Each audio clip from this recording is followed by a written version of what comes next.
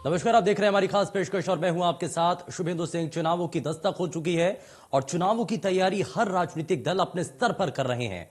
Bharatiya Janata party और कांग्रेस लगातार इस कोशिश में हैं कि दोनों इस बार आप कोशिश कर पाएं और इस चुनाव के अंदर जीत हासिल कर पाएं।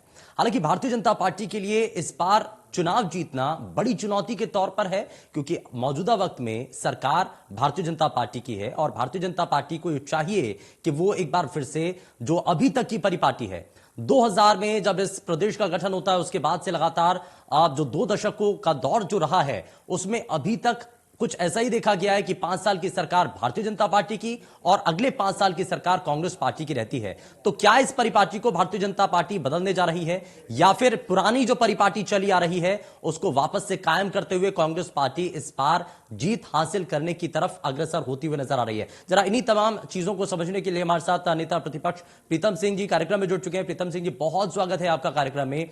और सबसे पहले सर मैं आपसे यही जानना चाहता हूं, चुनावों की शुरुआत हो चुकी है, तारीखों का ऐलान हो चुका है, कांग्रेस पार्टी की तैयारी सबसे पहले क्या है?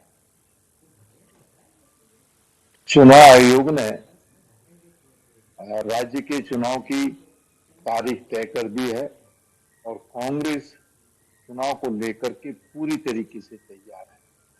हमारा कार्यकर्ता जो चुनाव आयोग ने गाइडलाइन दी है उसका अनुपालन करते हुए हर व्यक्ति से सीधा संवाद स्थापित करने का काम करेगा। संगठन का एक एक साथी इस बात का प्रयास करेगा कि हम हर बूथ पर जो है मजबूती के साथ खंभ ठोकने का काम करें। सत्ता में बैठे हुए लोगों ने जिस तरीके से उत्तराखंड के लोगों को छलने का काम किया, मैं समझता हूं कि उत्तराखंड के लोग आज इस सरकार के कृत्य से आहत हैं और 5 वर्षों का जो कार्यकाल रहा वो घोर निराशाजनक वाला कार्यकाल रहा। इस सरकार ने 3 मुख्यमंत्री हमको दिए हैं, लेकिन जो वादा किया था उस वादे की विपरीत सरकार कार्य कर रही है। ठीक है, लेकिन चुनाव आयोग जब कुछ चीजें साफ करता है तो साथ ही साथ यह भी चीज साफ हो जाती है कि इस बार का चुनाव बहुत चुनौतीपूर्ण होने जा रहा है। इस बार का जो चुनाव है एक नई दिशा में होने जा रहा है, क्योंकि इस बार कैंपेनिंग नहीं की जाएगी और किसी भी तरीके का रोड शो नहीं होगा, क्योंकि कोरोना का संक्रमण का दौर चल रहा है। ये कितनी बड़ी चुनौती होगी सर कि इससे पहले तक तो देखा जाता था कि कोई भी जनप्रतिनिधि, कोई भी राजनीतिक तौर पर रैली अगर होती थी या लोगों को इकट्ठा किया जाता था तो वहीं से ताकत का अंदाजा लगाया जाता था कि इस रैली के अंदर इतनी भीड़, उस रैली के अंदर उतनी भीड़, तो चलिए ये मान लिया जाए कि लोग उनके साथ खड़े हैं। लेकिन अब तो वर्चुअल वॉर है। इस वर्चुअल वॉर में कांग्रेस पार्टी अपने आप को कहां देख रही है? देखिए, चुनाव आयोग ने कोरोना की महामारी को देखते हुए गाइडलाइन जारी की है और हम भी चाहते हैं कि राजनीतिक दलों की वजह से जो है कोरोना विकराल रूप धारण न करे, क्योंकि जो गाइडलाइन है उसके अनुरूप हम कार्य करेंगे। और मैं कहना चाहता हूं कि जो 5 साल का सरकार का कार्यकाल है, इस कार्यकाल को उत्तराखंड के लोग बड़ी नजदीक से देख रहे हैं।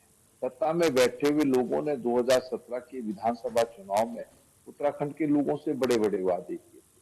किसानों से वादा किया था कि यदि किसान सरकार बनाने का काम करेंगे तो किसानों का ऋण माफ होगा, उनकी आय 2022 तक दुगनी होगी, लेकिन वो रास्ता सरकार द्वारा दिखाया नहीं गया है और न ही किसानों का ऋण माफ है। किसान आहत है, वो सड़कों पर लगातार संघर्ष करते रहे। नौजवान साथियों से वादा किया था कि नौजवान डबल इंजन की सरकार अगर बनाने में सहयोग करेंगे तो सरकार बनने के बाद हम उत्तराखंड के नौजवान साथियों को रोजगार देने का काम करेंगे। लेकिन बड़े खेद का विषय है कि आज उत्तराखंड राज्य बेरोजगारी की दर में पूरे देश के अंदर नंबर 1 पायदान पर खड़ा है। नौजवान साथी सरकार से रोजगार मांग रहा है, लेकिन सत्ता में बैठे हुए हुक्मरान पुलिस बल के माध्यम से नौजवान साथियों का दमन करने का काम कर रहा है। क्योंकि आज किसान भी आहत है, नौजवान भी आहत है और महंगाई के परिप्रेक्ष्य में कहा था कि बहुत ही महंगाई की मार अब की बार भाजपा सरकार, लेकिन हालात आपके सामने है। पेट्रोल 100 के पार, डीजल 90 के पार। जो गैस का सिलेंडर कांग्रेस के जमाने में 400 रुपए पर डॉक्टर मनमोहन सिंह जी और सोनिया जी की सरकार छोड़ करके गई थी, आज जो गैस का सिलेंडर 1000 रुपए में आम आदमी को मिल रहा है, ये हालत इसकी महंगाई नहीं करती है। और तो और कड़वा तेल जो 60 रुपए लीटर कांग्रेस के जमाने में था, आज 200 के पार चला गया है। गरीब आदमी का जीना दुर्लभ हो गया है। गरीब आदमी जब बाजार जाता है, ना तो वो सब्जी खरीद सकता है, ना वो दाल खरीद सकता है, ना राशन खरीद सकता है। एक और कोरोना ने उसकी अर्थव्यवस्था को ध्वस्त करने का काम किया, दूसरी ओर महंगाई ने उसका जीना दूरभ कर दिया है। ये सरकार ने जो है उत्तराखंड ने बल्कि देश के लोगों ठीक को है, दिया है। ठीक है। आपके सामने है, हाँ। जो सरकार ने शपथ ली थी, शपथ लेने के बाद जो पहले मुख्यमंत्री थे उन्होंने अपने पहली प्रेस कॉन्फ्रेंस में कहा था कि हम भ्रष्टाचार मुक्त और पारदर्शी सरकार देंगे, 100 दिन के अंदर लोकायुक्त लाने का काम करेंगे। लेकिन आज फिर से 2022 का चुनाव का ऐलान हो गया है, लेकिन लोकायुक्त का कहीं अता पता नहीं है। तो इस सरकार की भ्रष्टाचार से भी लड़ने की कोई इच्छा शक्ति दिखाई नहीं दे रही। कोरोना की महामारी से लड़ने में सरकार पूरी तरीके से अक्षम साबित हुई है। आपने पहली और दूसरी लहर में देखा होगा कि सरकार के पास कोई व्यवस्था नहीं थी कि वो कोरोना मैं पर ठीक जो है सर, है मैं कोरोना के बारे में भी जिक्र करेंगे। मैं जरा उस बात पर आ जाता हूं, क्योंकि आप कह रहे हैं कि किसानों को लेकर के मौजूदा वक्त की सरकार ने जो वादे किए थे वो पूरे नहीं किए। अब अगर जनता के सामने ऑप्शन भी तो होना चाहिए ना, विकल्प क्या है? अगर जनता को लगता है, जो आप कह रहे हैं कि सरकार ने जो वादे किए थे वो पूरे नहीं किए, तो क्या उसकी ऑल्टरनेट या आपके पास कोई विजन है? क्या आपके पास, कांग्रेस पार्टी के पास क्या नीति है? कैसे किसानों की बातों को, जो वो चाहते हैं, वो हो पाए? आगे का अगर सरकार आती है तो क्या विजन होगा आपका? देखिए, मैं बड़ा स्पष्ट करना चाहता हूँ कि कांग्रेस की सरकार इससे पूर्व भी यहाँ पर 2 बार रही, 2002 से 2007 के बीच में और 12 से 17 के बीच में। दोनों ही सरकारों ने इस प्रदेश को विकास के रास्ते में आगे बढ़ाने का काम किया, और 2022 में जब हम आएंगे तो निश्चित रूप से हमारी पहली प्राथमिकता होगी इस प्रदेश में बढ़ती हुई बेरोजगारी पर हम अंकुश लगाने का काम करें, और इसके लिए जो सरकारी जो रिक्तियां हैं उसको भरने का काम हम करेंगे, और साथ ही साथ नौजवान साथियों को हम रोजगार के अवसर भी प्रदान करने का काम करें। बढ़ती हुई महंगाई पर जो राज्य सरकार का दायित्व है, उस दायित्व पर निर्वहन करते हुए हम अंकुश लगाने का भरकस प्रयास करेंगे, भरकस कोशिश करेंगे। ठीक है। और पर्यटन के रूप में इस प्रदेश को जाना जाता है, पर्यटन की गतिविधियों को बढ़ाने का काम करें। ठीक हमारा है चुनावी घोषणा पत्र आएगा, जी। चुनावी घोषणा पत्र में जो वादे हम उत्तराखंड के लोगों से करेंगे, उन वादों को हम पूरा करने का काम करेंगे। और एक बात मैं उत्तराखंड के लोगों से कहना चाहता हूं कि कांग्रेस 2022 में जो सरकार बनाएगी वो सरकार भ्रष्टाचार मुक्त होगी, और लोकायुक्त हम इस प्रदेश के अंदर स्थापित करने का काम करेंगे। ठीक है, इस बड़े विषय के साथ, इस बड़े मुद्दे के साथ आप चुनाव में जा रहे हैं, लेकिन सर कोरोना संक्रमण का दौर चल रहा है। इस कोरोना संक्रमण के दौर में पिछली लहर का जो जिक्र भी आप कर रहे थे कि इससे पहले जो लहर आई थी उसमें बहुत हद तक लोगों ने अपनों को खोया, बहुत हद तक लोग संक्रमित हुए, बहुत तेजी के साथ बढ़ते संक्रमण को लोगों ने बहुत नजदीकी से देखा है। एक बार फिर से वही दौर शुरू हो चुका है और इसी दौर के अंदर ये चुनाव भी होने जा रहे हैं। तो क्या इसके इर्द गिर्द ही, इस कोरोना के इर्द गिर्द ही, इसके मुद्दों से जुड़ा हुआ ये पूरा चुनाव रहने जा रहा है? इस चुनाव के दौरान भी क्या कोरोना संक्रमण के दौर के आसपास पिछला समय या आज की परिस्थितियां, ये सभी इसका बात होगी? कितना मैनेजमेंट रहा, क्या काम किया गया सरकार के द्वारा, इन सभी को आप जनता तक पहुंचाने की कोशिश करेंगे कि क्या कमियां रही? देखिए, हमारा फोकस कोरोना पर ही क्यों रहेगा? हमारा फोकस तो जो है 5 साल का जो कार्यकाल सरकार का है, जो विफलता भरा रहा, जो वादे सरकार ने उत्तराखंड के लोगों से किए थे, उन वादों को इस सरकार ने पूरा नहीं किया। उन तमाम विषयों को जो है हम आमजन के बीच में लाने का काम करेंगे। कोरोना का जिक्र मैं इसलिए करना चाहता हूं कि आपने पहली और दूसरी लहर में देखा होगा कि कई परिवारों ने अपने प्रियजनों को खोया। अस्पताल में ना तो उसको ऑक्सीजन मिल पा रही थी, ना ऑक्सीजन युक्त बेड मिल पा रहे थे, ना आईसीयू उपलब्ध हो पा रहा था, और ना ही वेंटिलेटर उपलब्ध हो पा रहा था। जो रेमडेसिविर इंजेक्शन जो 400-500 रुपए में मिलता था, वो रेमडेसिविर इंजेक्शन जो है 50,000 और 1 लाख रुपये में जो है ब्लैक में मिला। आपके सामने आपने उसको दिखाया। और तो और, जब किसी परिजन ने अपने परिजन को खोया, उसकी अंत्येष्टि के लिए भी उसको लाइन में खड़ा होना पड़ा। ये व्यवस्था सरकार ने कोरोना के कार्यकाल में की है। अब तीसरी लहर की भी बात हो रही है, तीसरी लहर ने भी दस्तक दे दी है, लेकिन राज्य सरकार को जो व्यवस्थाएं करनी चाहिए थी वो व्यवस्थाएं नदारद है। हम मैं सरकार को कहा भी था, सुझाव भी दिया था कि जो एंट्री पॉइंट है राज्य के, उन एंट्री पॉइंट पे जो है चेकिंग की जाए, वहां पर कोरोना टेस्टिंग की जाए, ताकि जो है इसको रोका जा सके। और राज्य के अंदर भी जो है समुचित व्यवस्था होनी चाहिए, जो होती हुई दिखाई नहीं दे रही है। कोरोना टेस्टिंग जिस स्तर पर होनी चाहिए थी, उस स्तर पर कोरोना टेस्टिंग नहीं हो पा रही ठीक है। और जो स्थितियां हैं वो मैं कह सकता हूँ बहुत ही व्यापक है। और ऐसी परिस्थितियों में फिर चुनाव होने जा रहा है, तो निश्चित रूप से चुनाव आयोग ने जो गाइडलाइन जारी की है, उस गाइडलाइन का हम अनुपालन करेंगे। अच्छा, और इसमें अनुपालन जी करते जी मैं सर आपसे एक सवाल और करना चाहता हूं कि जो गाइडलाइंस जारी की गई हैं, आपको लगता है कि बेहद चुनौतीपूर्ण होगा, बहुत ज्यादा मुश्किलें होंगी? हालांकि कुछ राजनीतिक दलों की तरफ से तो यह भी कहा गया है कि हमें कुछ हद तक कैंपेनिंग करने के लिए अब थोड़ा सा तो समय दिया जाना चाहिए, या हमें कुछ और विपक्ष को खास करके इसमें मौका मिलना चाहिए, क्योंकि उनके पास तक अपनी बात जनता तक पहुंचाने के लिए वर्चुअली उतना सिस्टम नहीं है जितना बीजेपी के पास है। तो ये हालांकि इस बात को लेकर के अलग अलग राजनीतिक दलों ने सवाल उठाए हैं और अपनी बात रखी है। क्या कांग्रेस पार्टी भी इसको कुछ कहना चाहती है इस पर? देखिए, हमारे जो अन्य राजनीतिक दल हैं, जो छोटे राजनीतिक दल है, उनका कहना सही है कि इस प्रदेश की जो भौगोलिक परिस्थितियां हैं वो बहुत ही विषम परिस्थितियां हैं।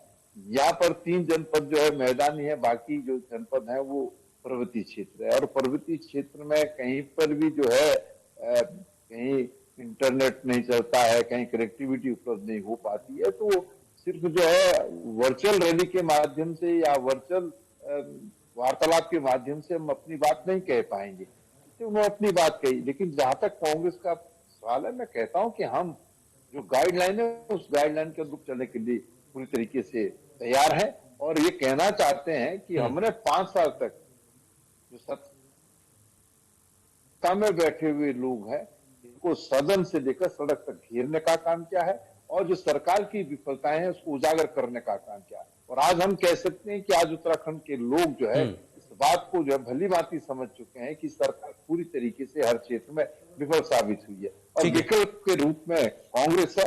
और कांग्रेस निश्चित रूप से जो वादे करेगी, इन वादों को पूरा करने का काम करेगी। ये हम सर, कोई भी जो युद्ध, कोई भी जंग या कोई भी युद्ध लड़ा जाता है तो उसके लिए एक मजबूत सेना होना बड़ा जरूरी होता है, लेकिन अगर उस सेना के अंदर थोड़ी सी भी टूट हो जाती है या भरोसा थोड़ा सा भी कम हो जाता है तो वो बिखराव होने लगता है। आपको लगता है कि कांग्रेस पार्टी के भीतर कुछ अभी अंदर अंदर कुछ चल रहा है, कुछ नेताओं की नाराजगी है, और चुनाव आते आते ये नाराजगी कहीं नुकसान में तो नहीं तब्दील हो जाएगी? देखिए, कांग्रेस में आंतरिक लोकतंत्र है और आंतरिक लोकतंत्र में जब हम अपने भावों की अभिव्यक्ति करते हैं तो कदापि आपको ऐसा लगता है कि कांग्रेस में अंतर्विरोध है। कांग्रेस में कोई अंतर्विरोध नहीं है। कांग्रेस का एक एक साथी पूरी तरीके से कांग्रेस के प्रति निष्ठावान है। वो सोनिया गांधी जी और राहुल गांधी जी के नेतृत्व में पूरी आस्था रखता है और 2022 का चुनाव जो है सोनिया गांधी और राहुल गांधी जी के नेतृत्व में हम लड़ेंगे और लड़ करके हम जीतने का काम करेंगे। आपने कहा कि कांग्रेस में अंतर्विरोध है। अरे, जो अंतर्विरोध है वो तो आप देख लीजिए भारतीय जनता पार्टी में है। हालत यह है कि जब तीसरे मुख्यमंत्री शपथ लेते हैं तो तमाम मंत्रीगण जो है कोप भवन में चले जाते हैं और उनको बाहर निकालने के लिए जो है ऊर्जा और पीडब्ल्यूडी और आबकारी देना पड़ता है, तब जो है अंतर्विरोध जो है कुछ हद तक कम होता है। उसके बाद आप देख लीजिए, जिस सरकार में अपने क्षेत्र की मांगों के लिए मंत्री को जो है मंत्री परिषद की बैठक में ये कहना पड़े कि मैं मंत्री पद से त्याग पत्र दे रहा हूं क्योंकि मेरे क्षेत्र की जो समस्या है वो कैबिनेट में नहीं जाए, अब आप अंदाजा लगा सकते हैं। जिस सरकार में मंत्री की बात ना ये सवाल सर इसलिए भी उठना शुरू हो गया क्योंकि पूर्व मुख्यमंत्री हरीश रावत साहब की तरफ से जी मैं पूरी बात करूं ना सुनी जाए तो वहां आम आदमी की बात कहां सुनी जाती होगी, आम आदमी की बात कैसे होती होगी। तो आप निश्चिंत रहिए, कांग्रेस में कोई अंतर्विरोध नहीं है और जो है वो आप देख रहे हैं भारतीय जनता पार्टी की स्थिति क्या है। चलिए, लेकिन एक सवाल मैं इसी से जुड़ा हुआ, क्योंकि लगातार उस सवाल को लेकर के अक्सर आपने भी जवाब दिया होगा, लेकिन पूर्व मुख्यमंत्री हरीश रावत जब एक ट्वीट कर देते हैं, आपको नहीं लगता कि ऐसे ट्वीट ये कुछ आने वाले चुनाव में खास करके मुश्किलें खड़ी कर सकते हैं? कांग्रेस पार्टी का जो कार्यकर्ता है उसका कुछ मनोबल कम कर सकते हैं? देखिए, हरीश रावत जी ने जो ट्वीट किया, मैं उसके परिप्रेक्ष्य में कोई टिप्पणी करूं कदापि उचित नहीं है, वो हमारे वरिष्ठ नेता है। लेकिन हम सब लोग जो है राष्ट्रीय नेतृत्व से जब मिले तो राष्ट्रीय नेतृत्व ने हर चीज को स्पष्ट कर दिया। और आपने देखा भी होगा कि राष्ट्रीय नेतृत्व ने चुनाव अभियान जो समिति होती है उसकी कमान जो है हरीश राव जी को सौंपी है, प्रदेश अध्यक्ष की कमान मनीष गोदिया जी को सौंपी है, मुझे नेता प्रतिपक्ष की कमान सौंपी है। तो हम सब लोग मिलकर के जो है चुनाव लड़ाने का काम करेंगे। और आपने देखा भी होगा कि राष्ट्रीय नेतृत्व से संवाद स्थापित होने के बाद कहीं पर भी ऐसी कोई बात तो उभर करके नहीं आ रही है जिसमें आप ये कहें कि अब कांग्रेस में जो है कोई मन मिटाव है या कटता है या कोई आपसी समन्वय नहीं। जी, हम समन्वय के साथ लड़ेंगे और जीतेंगे। ठीक है। चुनाव जो है सर चेहरे के बल पर भी लड़ा जाता है, कोई ना कोई चेहरा प्रोजेक्ट किया जाता है, बीजेपी की तरफ से भी चेहरा प्रोजेक्ट किया जाता है। कांग्रेस की तरफ से फिलहाल प्रोजेक्शन में कौन है, किसको सामने रख करके, किसका चेहरा आगे रख करके ये चुनाव लड़ा जा रहा है? जहां तक चेहरों का जिक्र आपने किया, कांग्रेस एक बहुत बड़ा राजनीतिक दल है। सोनिया जी का चेहरा है, राहुल जी का चेहरा है। इस चेहरे पर जो कांग्रेस चुनाव लड़ने का काम करेगी। और हमने इससे पूर्व चाहे 2002 का चुनाव हो, चाहे 2007 का चुनाव हो, चाहे 2012 का चुनाव हो, हमने जो है संयुक्त नेतृत्व में लड़ने का काम किया। और 2 बार हमको सरकार बनाने का भी अवसर मिला, हमने सरकार बनाई और सरकार को संचालित करते हुए प्रदेश को आगे बढ़ाने का काम किया, प्रदेश के अंदर विकास करने का काम किया है। और 2022 के चुनाव में भी राष्ट्रीय नेतृत्व ने तय किया है कि हम सामूहिक नेतृत्व में चुनाव लड़ेंगे। और चुनाव लड़ने के बाद जब हमारी सरकार बनेगी तो उस सरकार बनाते समय जो विधायक मंडल दल और राष्ट्रीय नेतृत्व तय करेगा कि किसको जिम्मेदारी सौंपनी है। जिसको भी जिम्मेदारी सौंपी जाएगी सब लोग उनके साथ लाभप्रद होने का काम करेंगे। इस बार के मुकाबले में सर आप क्या मान रहे हैं कि 2 दशकों से ये परिपाटी चली आ रही है कि एक बार बीजेपी, एक बार कांग्रेस, एक बार बीजेपी, एक बार कांग्रेस, क्या इस बार जो पुरानी परिपाटी है, जो पुराना इतिहास है, उसी को दोहराने जा रहा है उत्तराखंड या उत्तराखंड की जनता, या फिर कोई बड़ा बदलाव जो कि बीजेपी कह रही है या फिर आम आदमी पार्टी कह रही है? क्या आपको ऐसा लग रहा है? देखिए,